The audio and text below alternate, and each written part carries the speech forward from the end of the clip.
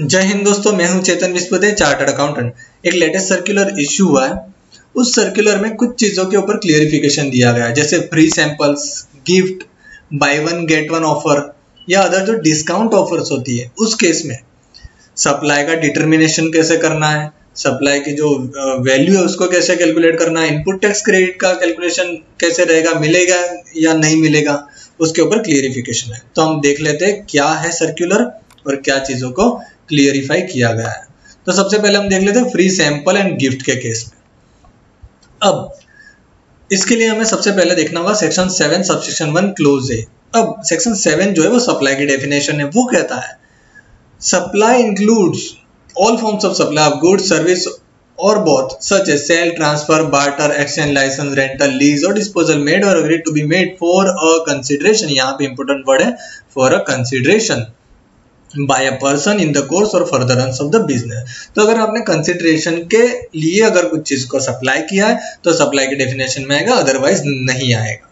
तो अगर आपने कोई सैंपल के तौर पे किसी को फ्री ऑफ कॉस्ट दे दिया है, गिफ्ट दे दिया है, तो सप्लाई की डेफिनेशन में नहीं आएगा, क्योंकि आपने वहां पे कंसिडरेशन नहीं लिया है। लेकिन जैसा कि हम जानते हैं जो चीजें शेड्यूल 1 में आती है वो चीजों का अगर आप सप्लाई कर रहे हो विदाउट कंसिडरेशन भी, तो भी वो सप्लाई के डेफिनेशन में आता है। तो अगर आप शेड्यूल 1 के आइटम का सप्लाई कर रहे हो विदाउट कंसिडरेशन, यानी कि as a sample, as a gift, तो वो सप्लाई काउंट होगा, उसके ऊपर जीएसटी लगेगा, अदरवाइज नहीं लगेगा। इन शॉर्ट, अगर शेड्यूल 1 के अलावा के जो आइटम्स है वो अगर आप सप्लाई कर रहे हो तो वो सप्लाई की डेफिनेशन में नहीं आएगा। आगे बात आती है इनपुट टैक्स क्रेडिट की। तो सीधी बात है, जो सप्लाई के डेफिनेशन में नहीं है तो उसके ऊपर इनपुट टैक्स क्रेडिट नहीं मिलेगा। अब फिर से बात आती है शेड्यूल 1 की। अगर आपने शेड्यूल 1 की कोई आइटम विदाउट कंसिडरेशन सेल की है, यानी कि सैंपल के तौर पर या गिफ्ट के तौर पर, तो क्या उसमें आईटीसी मिलेगा? तो यस मिलेगा, क्योंकि वो सप्लाई के डेफिनेशन में है। तो ये तो जाहिर सी बात थी। अब दूसरा है by one get one free offer. अगर आप देखो ना तो आपको ऐसा लगेगा ये आपको फ्री मिल रहा है, तो ये फ्री नहीं है। यहां पर क्या होता है, आप एक प्रोडक्ट की जो प्राइस है वो एक प्रोडक्ट की प्राइस में आप 2 प्रोडक्ट दे रहे हो। यहां पर आप फ्री ऑफ कॉस्ट नहीं दे रहे हो। ये सिर्फ वो मार्केटिंग फंडा है, by one get one free. तो ये फ्री ऑफ कॉस्ट नहीं होगा, ये कंसिडरेशन के तौर पर ही होगा, इसलिए ये सप्लाई की डेफिनेशन में आएगा। देखते हैं क्या लिखा है। इट में appear at first glance that in case of offer like buy one get one free, one item is being supplied for free of cost without any consideration. In fact, it is not an individual supply of free goods but a case of 2 or more individual supplies where a single price is being charged for the entire supply.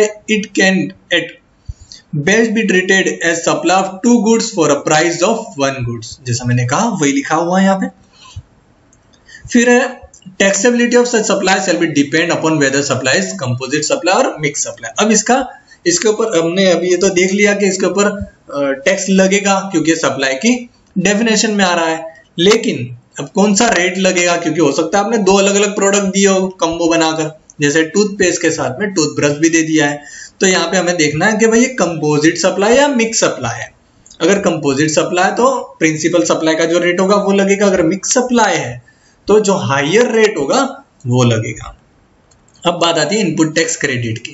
तो भाई सीधी बात है, ये अगर supply के definition में आपको GST पे करना आ रहा है तो इनपुट टैक्स क्रेडिट भी मिलेगा for part of such offers.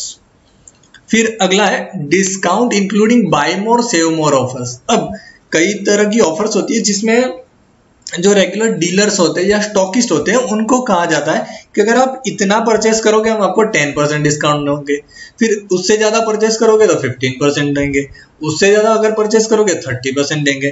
तो एक टारगेट सेट किया जाता है कि आप इतना इतना करो, हम आपको इतना इतना डिस्काउंट दे दिया करेंगे। तो eight the time of supply हमें पता तो है नहीं कि कितना डिस्काउंट मिलने वाला है। तो उस केस में क्या होता है, एंड ऑफ द ईयर जब टारगेट अचीव हो जाता है तब क्या करते हैं कंपनी वाले, उनको क्रेडिट नोट इश्यू कर देते हैं। तो उस केस में किस तरह से रहेगा तो देख लेते हैं। क्लियरिफिकेशन क्या लिखा है, it is clarified that discount offered by supplier to customer shall be excluded to determine the value of supply provided they satisfy the parameter laid down in subsection 3 of section 15 of the said act, including the reversal of ITC by the recipient of the supply as it is attributable to the discount on the basis of document issued by the supplier. यानी कि वो discount की जो value उसको exclude कर देना है, क्योंकि क्रेडिट नोट मिल जाने वाली उसकी क्रेडिट मिल जाएगी। फिर आगे है इनपुट टैक्स क्रेडिट। तो भाई सीधी बात है, अगर सप्लाई के डेफिनेशन में आ रहा है तो इनपुट टैक्स क्रेडिट भी मिलेगा। फिर अगला है सेकेंडरी डिस्काउंट। सेकेंडरी डिस्काउंट अगर हम बात करें, सपोज मैंने कुछ चीज आपको बेच दी 10 रुपए में, आप कहोगे यार 10 रुपए नहीं है तो 9 रुपए की है, मेरा वैल्यूएशन के हिसाब से 9 रुपए बैठ रहा है, मैं 1 रुपया नहीं दूंगा। उस केस में क्रेडिट नोट इश्यू हो जाती है। तो इसका कैलकुलेशन किस तरह रहेगा? तो सबसे पहले उन्होंने रेफरेंस दिया है सेक्शन 34 सबसेक्शन 1 का। सेक्शन 34 क्या कहता है?